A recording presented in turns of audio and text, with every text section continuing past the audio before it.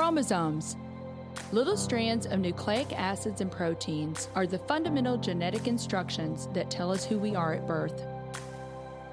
Most people are born with 46 chromosomes, but each year in the United States, about 6,000 people are born with an extra chromosome, making them a person with Down syndrome. If you've ever encountered someone with Down syndrome, you know that they are some of the kindest, most joyful people you will ever meet. They truly have something extra.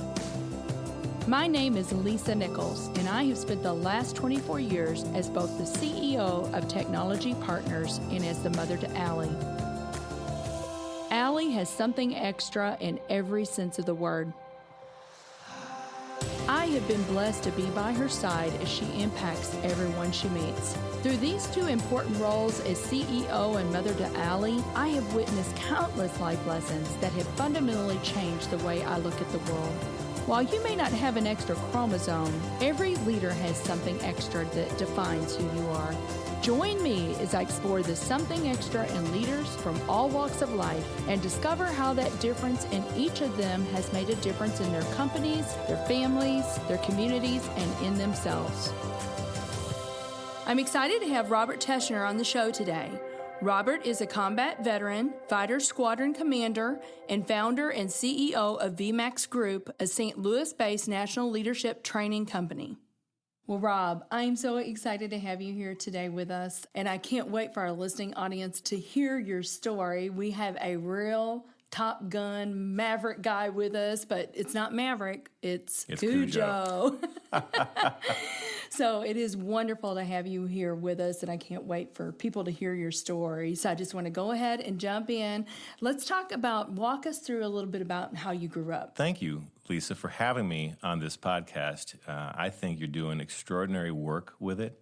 In preparation for being here today, I had the privilege of listening to some of your previous interviews, and it's a fantastic job with an outstanding mission that you're bringing forward. So I'm privileged to be here today. All right. We appreciate that. Thank you. Yeah, and I'm also very, very blessed to have a background that warrants potentially being here, and I think about that all the time. Now that I have some distance from it, I was very, very fortunate to have had a career in the United States Air Force, to have served our nation, defending us forward as part of an outstanding team of teams.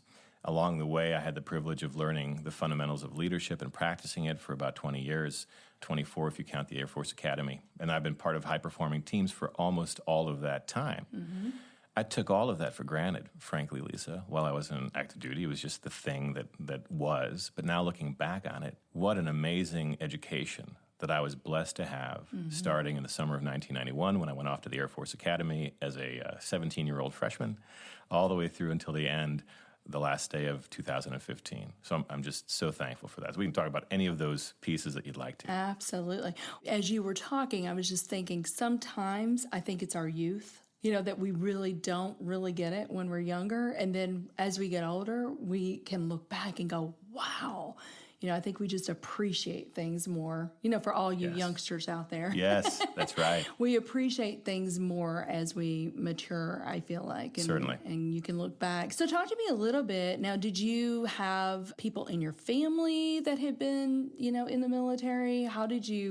Were you thinking at a young age, this is what I wanted to do? And talk to us a little bit about that. I was. So my family's long history of service. My grandfather specifically was a fighter pilot at the tail end of World War II, all right? So I grew up seeing pictures of the airplane that he was qualified in. My father was in the Air Force, and so I was born into an Air Force family. My father won the Bronze Star Medal in Vietnam. When he was getting ready to retire around 1989, I remember thinking, how are we going to survive not being in the Air Force any longer? This is my family. Mm-hmm. I felt like I was retiring, and it was a sad experience. All right, I did not want to leave. I had such a joy of being around the people that were always moving, experiencing new things together. When you were overseas, you're part of very tight-knit communities. And so for me, it was a race to get back in. I was just starting my junior year in high school, and I said, all right, there's no doubt about it. I must join up. And I had long ago decided that flying airplanes would be really neat. Top Gun came out, 1986 or so, and that established that it must be, fighter aviation for me. And so my junior year, I applied to the Air Force Academy, and I was blessed to initially be denied, but then on the very last day of my finals, my mom got a call from the senator's office saying that I got in. So I don't know how many people had turned down their appointments, but I was able to take that. You were that next I in was line. the next person in line and got in there. And so that translates pretty nicely into now as a father. I mentioned to my kids all the time, if you want to win, you've got to play the game. You've got to put yourself out there, and you never know what might happen. Very, very fortunate to be part of the class of 1995. That's wonderful. That's interesting because you had a disappointment. Probably when Yes. you initially were turned down, you were probably very disappointed, right? I certainly was, and I put a lot of eggs into that basket, frankly. So when that didn't come through, it caused me to have to adjust and, come up with a plan B. Did you come up with a contingency plan? I did. Okay. I created a contingency plan on the fly, and it was going to be a good one, and I'm sure everything would have turned out just fine if we had gone down that path. But it made the eventual acceptance even more powerful. Later on, I found out that two of my very, very good friends from the academy had also been denied acceptance, had also gotten in at the very last minute, and all of us went on to fly fighters. So that's kind of cool. That is I cool. wasn't alone. Right.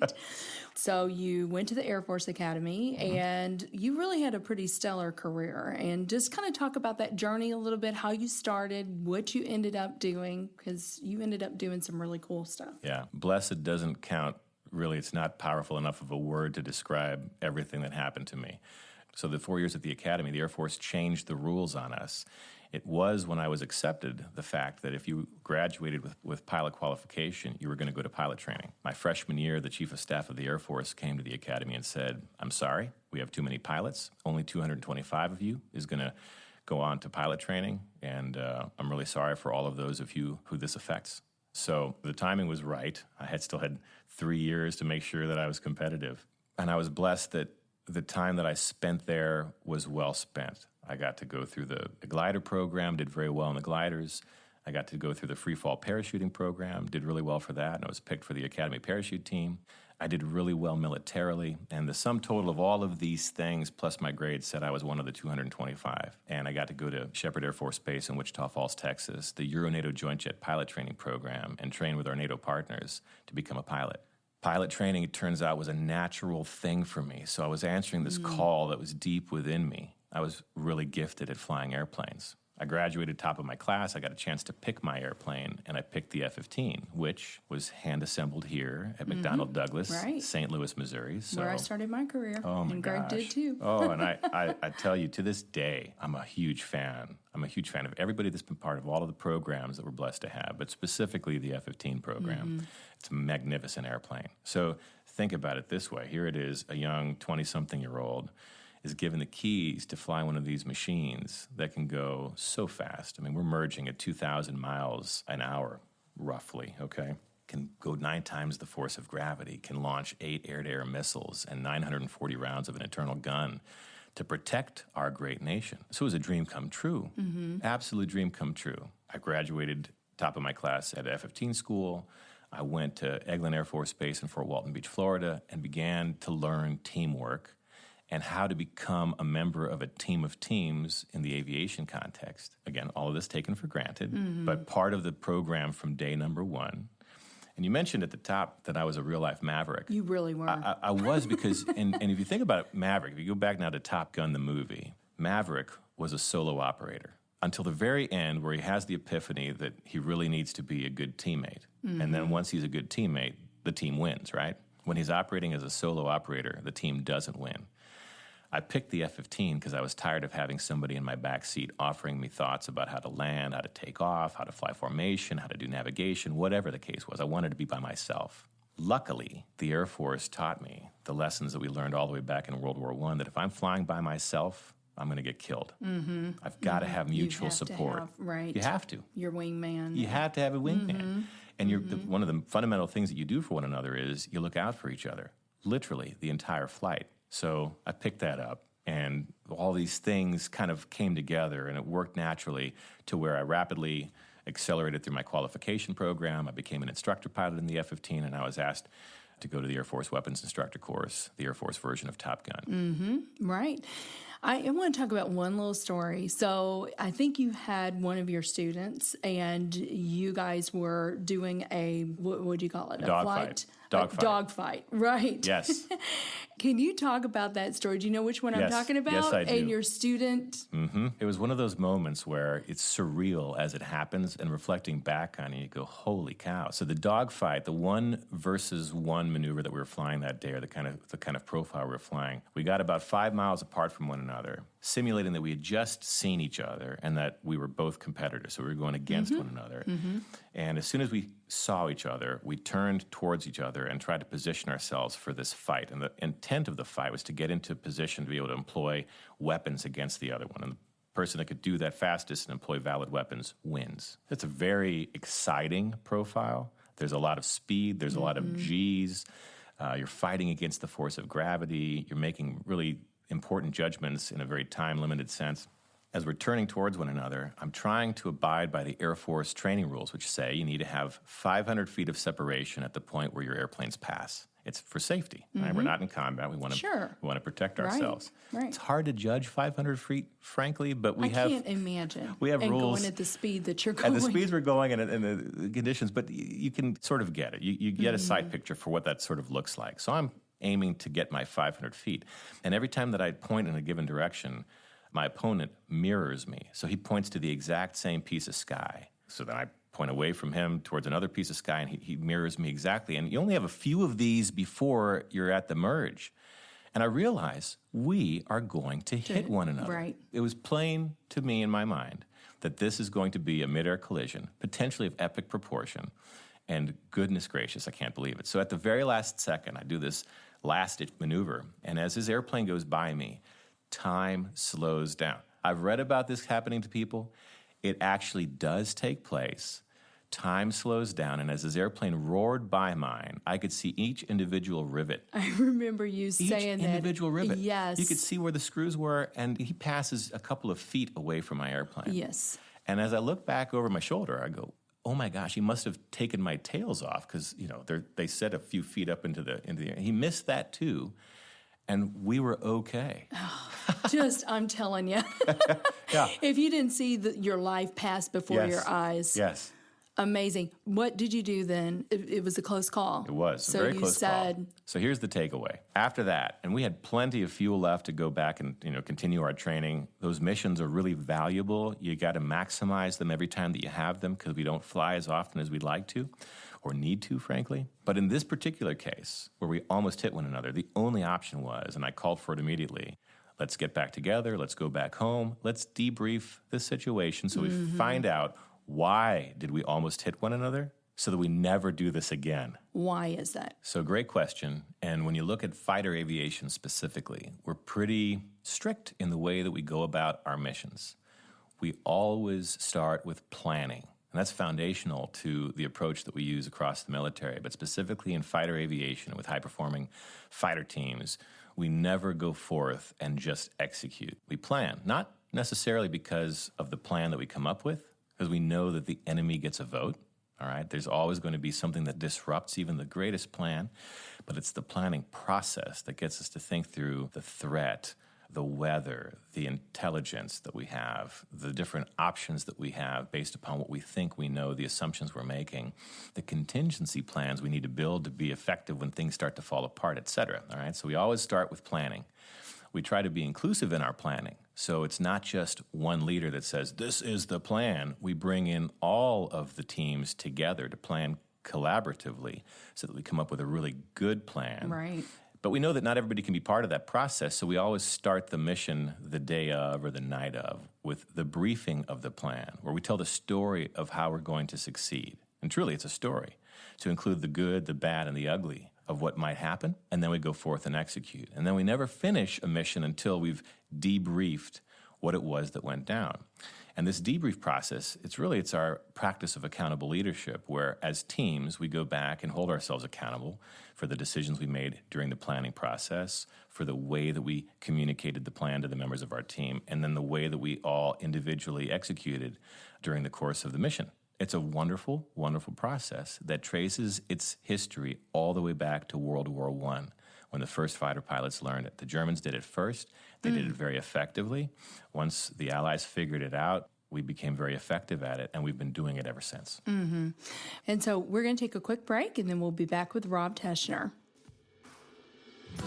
As a business leader, you know that keeping a solid first impression with your potential clients, customers, and talent is vital to reaching your organization's goals. If you haven't optimized your website, or if you don't even have a website, you're missing an opportunity to shape your first impression so that it shows your brand in the best possible light. If you're thinking about revolutionizing your website, let's talk. Our team at Technology Partners is ready to help you reshape your online presence. Go to tpi.co/websites and start your journey today.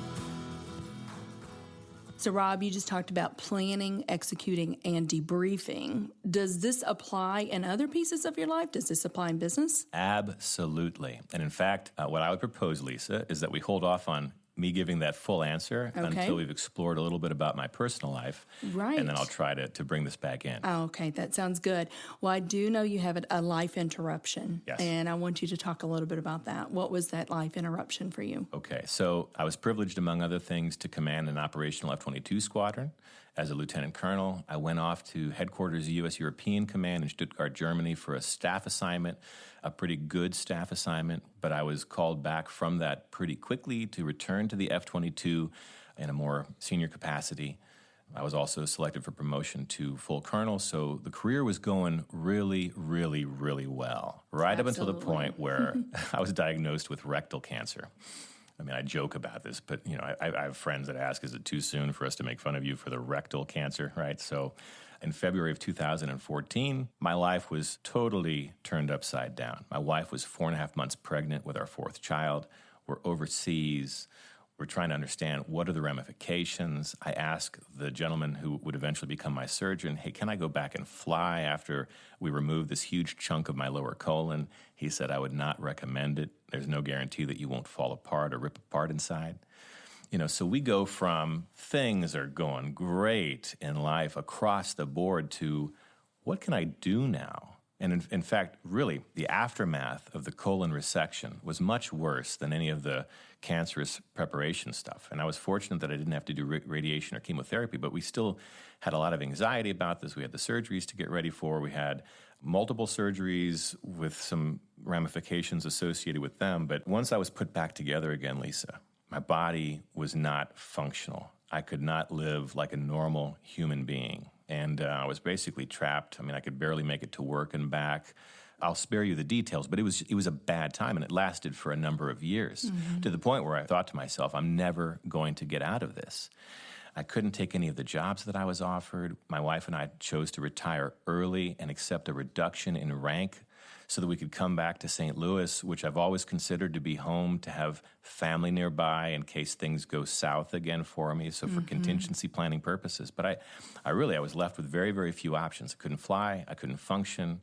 I was best in my own basement, and I couldn't even for the longest time be trusted to take care of our kids, you know, outside of the house because there was no guarantee that I could stay with them, if that makes sense. All right, so it was a big life change. Cannot even imagine. And I mean, this has been your whole life, right? Yes. And your life's dream to do this. That's that right. had to have been just so hard on so many different levels. So talk to us about if you had employed the plan, execute, debrief, what could have been different, Rob? Yes. All right. So let me lead into this by saying, Lisa, that everything that took place ended up being a tremendous blessing. At the time, we saw it as a tremendous blessing, if you can believe that. It meant a lot more time with the family. It meant, you know, an opportunity to hopefully throttle back a little bit from a real go, go, go mentality that we had while I was on active duty. There was an empathy that grew within me that hadn't existed prior to, just because I had never experienced any sort of physical, nothing like this, right?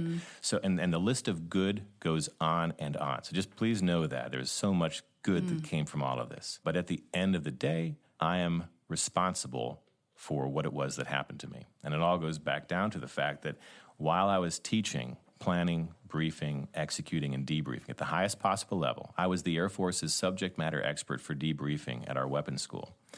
I wasn't applying any of that as a life skill. It was something that I did at work. I did it very, very well at work, but I didn't connect the dots and see how this would be applicable at home. So here's the part that's painful to share, but must be shared in order for this story to have any goodness. And right? for other people to learn from. Yes. So the first indications that my personal system was not right or well were all the way back in 2003, early 2004. I'm a combat veteran, I'm a Top Gun instructor, I'm a busy guy, and I'm an American male, right? So my inclination to go do anything about this was very, very low. In fact, I didn't share any of this with anyone. Now, mind you, my wife, she really cares about me. Mm-hmm. She would have suggested that I do something about this. My doctors would have suggested that I do something, I think. My in-laws, my father-in-law is a doctor, my mother-in-law is a nurse. They would have suggested, I had a whole team there that could have potentially put me on the right path to success, But you didn't tell anybody. I didn't tell anybody. Right. I didn't see this as being my team. My team was at work. I was focused on work. Didn't have a home team in that sense, okay? So I didn't have a plan for my health and wellness. I certainly didn't communicate or brief my plan or the absence thereof to anybody. As we went along, I never debriefed how it was that I was doing, so that when the symptoms came back in 2013, I finally said, all right, I may want to now talk about this. I'm not currently flying, so there's an opportunity to get this addressed before I go back to the F-22. Told my wife, long story short, we went to see a German doctor. He said, I regret to inform you that you've got this huge tumor growing in your lower colon. I estimate it's been growing for 10 years. Now that... Back to 2003. Oh, yeah. I tell you what, the Germans are incredibly precise. And I'm very thankful for Dr. Meyer and the outstanding work that he did. He was 100% correct. So the takeaway for me on this is that my home team is the most important team that I'm on. And so let's work together as a team. Let's set our end state, our desired objectives, what it is that we want to do as a team together. Let's build an effective plan to get there. Let's communicate regularly. And you have 5 kids. I have 5 children. And Rob, I bet you're doing things differently with them. I bet you guys are planning. I mean, there is so much wisdom packed into this. Yes. And I see this time and time again with type A supercharged people. Yeah. That sometimes they don't think those things apply to their family, but they do. Yes. You need a life plan. You need Yes. to talk about those things. Yes. There's a gentleman named Hal Elrod, the author of The Miracle Morning, okay? In his book, he talks about how you can be effectively a superstar in one phase of your life and kind of a dud in the others, right? Yeah. That was me to a T. So what I'm interested in is how do you effectively get those parts that you're currently not doing so well in up to the same level as the superstar part of you. And that's where this planning, briefing, executing, and debriefing, it works. It just works. It works for faith. It works for relationships. It works for health and wellness. It works for... There's no domain in which you can't apply this to extreme effect. Huge takeaway. I have a dear friend. He's actually been on the podcast, Jack Lanham, and he talks about there are 6 dimensions of the human well-being, and you've got to look at all of those. And, you know, hopefully it's a perfect circle, Yes. but sometimes it can be a lopsided circle. Yes. And so it's just, if there is a takeaway here, you've got to focus on all of those things and prioritize, right? Because it starts at home. I mean, if it doesn't, then there's going to be big problems. And we experienced that. I mentioned that there was so much good that came of this, Lisa, and I will reemphasize that my life was saved by my beautiful bride, Diane. First doctor that I went to see said, you're young, you're fit, you're fine, don't worry about it. The second one said the same thing. She insisted that I keep on going back. And the other piece is my beautiful children, there were 4 at the time, 3 of whom were aware of what was going on. They showed unconditional love to me through the most dark time in my life. I mean, the painful recovery from this was truly horrific. They were fantastic. I'll always be thankful to them for that. And the good just keeps on piling. The mother-in-law, my mom, everybody that just came and supported us and helped us. So much packed in there. Yes. Well, let's talk about, oh goodness, we could just go on and on and on about different lessons. But, you know, I know that our listening audience is going to be inspired. I think that they're going to be encouraged. I think that they're going to be, hopefully, a bias toward action from listening to your story, Rob. Yes. But this is the Something Extra podcast. Let's talk about the something extra that every leader needs. Okay, so, and it's something that I see often misapplied in a number of different ways. So I'll offer taking full ownership of whatever it is that we're doing. And by that I mean to say, if we've got a program that we're responsible for, if there's a system that, is ours, we as leaders take full responsibility for seeing this thing through no matter what it takes. And that's not to say that we work 200-hour weeks, even if that's possible. I don't know if mathematically you can get there, but the point is we take full responsibility for doing whatever it takes to get the mission accomplished, right? Total ownership of it. There's no blaming anybody else when things don't go right. We take ownership for getting this thing across the line. Tied to that, what's equally important is that we share the successes that take place there. All right, and I saw a beautiful example of this. I volunteered some of my time at a hospital here, working on their patient safety committee. One of their teams had been working real hard on a patient safety initiative. It was a really tough initiative. And we came in for one of our monthly meetings, and they had achieved what it was that they had set out to, which many people thought they wouldn't be able to. And the young nurse who was in charge, when she was congratulated for the job that she had done as the leader, said, "It's not me, it's the team.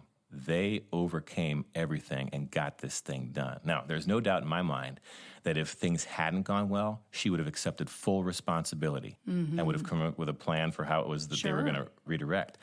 But when they achieved it, she immediately deflected any of the celebration. Any of the glory. And she meant it. This is the part that told me that she truly owned it. She meant that her team had done what needed to be done. And I saluted her then, and I still think back on that as an outstanding example. I learned from her that day of the kind of leader that I'd like to be, for my teams. Right. Oh, that's perfect. I love that.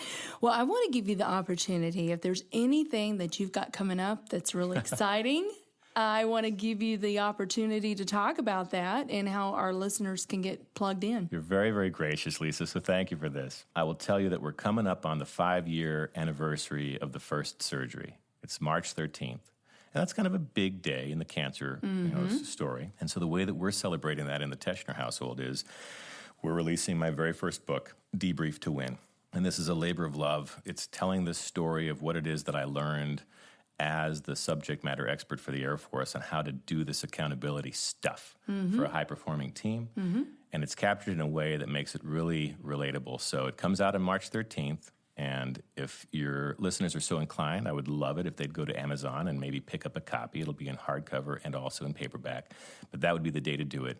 We're going to reclaim March 13th as being an awesome, happy, wonderful day in our household. I love it. I love it. Yes, and I have a copy of the book, and it is just chock full of great lessons. And so if you've enjoyed just this little snippet of what you've heard from Rob, get the book, or Cujo, I should say. Thank you. Thank you very much. Get the book, and you can take a deeper dive. So thank you so much for being with us. This has just been a pleasure. Lisa, the pleasure is all mine. Thank you for having me on here today. Our show today is executive produced by Brian Muncie. Our technical producer is Daniel Williams. Something Extra with Lisa Nichols is a Technology Partners production. Copyright Technology Partners, Inc., 2018. For show notes or to reach out to Lisa, visit lisagailnichols.com/somethingextra. Don't forget to leave a review on Apple Podcasts, Google Podcasts, or wherever you listen.